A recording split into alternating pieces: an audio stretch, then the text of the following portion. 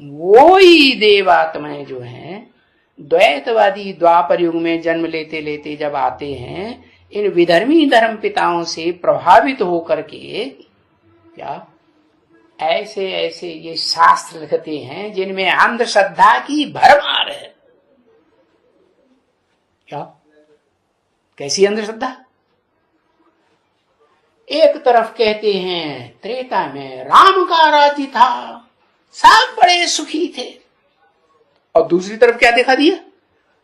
अरे राजा राम की स्त्री 10 सिरों वाले रावण ने चुरा ली।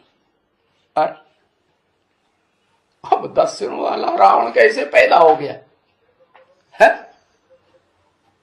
ये बुद्धि में कभी नहीं आता। और फिर उस 10 सिरों वाले रावण के कुल में जन्म लेने वाले भी तो 10 सिर के होने चाहिए। कोई मनुष्य 10 सिर का होता है क्या? है? नहीं। हाँ, देवताओं को कपोल कल्पित जो दिखा दिया है, जैसे भगवान विष्णु का विराट रूप दिखाया है, कितने ढेर सारे मुख दिखा दिए। ब्रह्मा का स्वरूप दिखाया है 4-4, 5-5 मुख दिखा दिए है। अरे ये तो अम्माओं की यादगार है कि भगवान जब इस सृष्टि पर आते हैं तो नंबरवार माताओं को निमित्त बनाते हैं, नाम देकर ब्रह्मा। क्या पुरुष तन में भी प्रवेश करते हैं तो भी नाम क्या देते हैं? ब्रह्मा। ब्रह्मा माने अपने अपने कुल में जो भी ब्राह्मण पैदा हुए तो उनमें विशेष पार्ट बजाने वाली माता है। तो परंपरा पड़ गई भारतवासियों में कि भारतवासी भी आज तक भी है, परिवार में एक स्त्री मर जाती है, माता चली जाती है तो दूसरी माता को निमित्त बनाते हैं, दूसरी माता चली जाती है, तीसरी माता को निमित्त बनाते हैं, तीसरी चली जाती है, चौथी, 5वीं भी बना लेते हैं। वो परंपरा देवताओं के बाद कुछ न कुछ इस्लाम धर्म ने भी फॉलो किया और उन्होंने भी ये नियम बना दिया क्या कि ज्यादा से ज्यादा 4-5 शादियां कर सकते हैं। अरे अब ऐसे थोड़ी है कि वो 5 माताएं कोई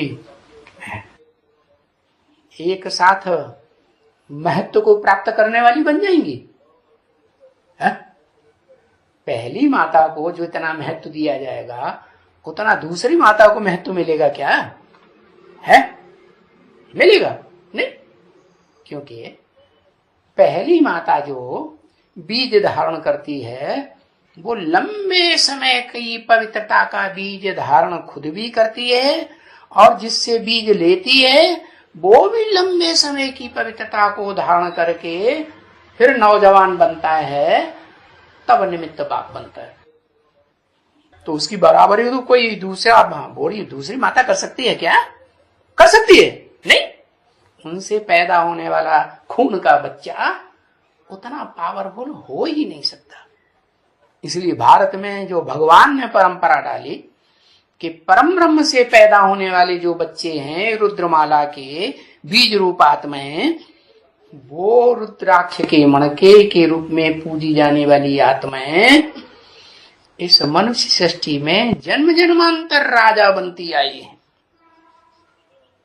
क्या फर्स्ट कुरी के ब्राह्मण 9 कुरियों के ब्राह्मणों में से असल सूर्यवंशी ब्राह्मण, ज्ञान सूर्य बाप की प्रैक्टिकल पार्ट की सन्मुख पार्ट बजाने वाली आत्मा है,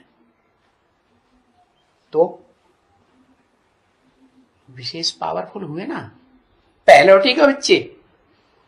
तो आज भी परंपरा है और सदियों से ये राजाओं में परंपरा चली आ रही है। भारत में खास विदेशों में भी रही क्या कि राजाओं ने अपने बड़े पुत्र को निमित्त बनाया राज्य देने के लिए। तो ये परंपरा कहां से शुरू हुई?